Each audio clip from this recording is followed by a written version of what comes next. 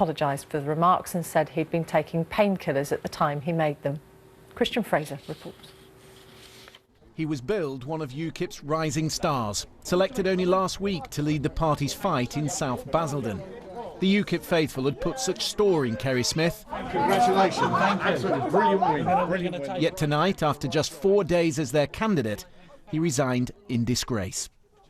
The transcript of this leaked tape lists a string of offensive remarks, much of it aimed at his own party. He attacks Ukip's gay and lesbian group, his bile focused on those who run it.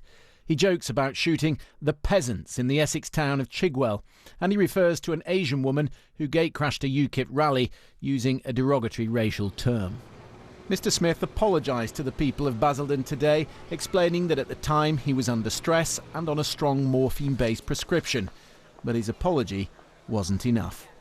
It's not doing the party much good, but I think people have got their own opinions of the party and of him, and they're going to make their mind up no matter what. I think it'll put people off, especially younger people who have been brought up in a different age to what I've been brought up. It's going to offend a few people, you know, if he's talking about things like that.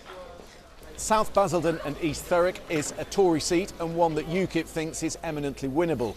But it's now too big and too popular to be dismissed as a protest party, and as such it's coming under greater scrutiny. Self-evident in the infighting and scandal that's been exposed in just this past week. Patrick O'Flynn. The Ukip MEP Patrick O'Flynn conceded that senior figures had known about this tape for some time, which begs the question, why was he even selected? The hand grenades are rolling down the corridor again, there's no doubt about that. We're still way up in the polls. We've had a fantastic year. We've won a set of nationwide elections. We've won 2 by-elections against expectations of Tory high command. It doesn't help. But by the way, these are your hand grenades. You're the ones that have taken the pins out of them. Good morning. Thank you. The normally unflappable Nigel Farage might just be feeling the bruises this week. A row over breastfeeding in public, a sexual abuse claim within the party, splits over selection, and now this. He's desperate, he says, for Ukip to be considered a grown-up party. His opponents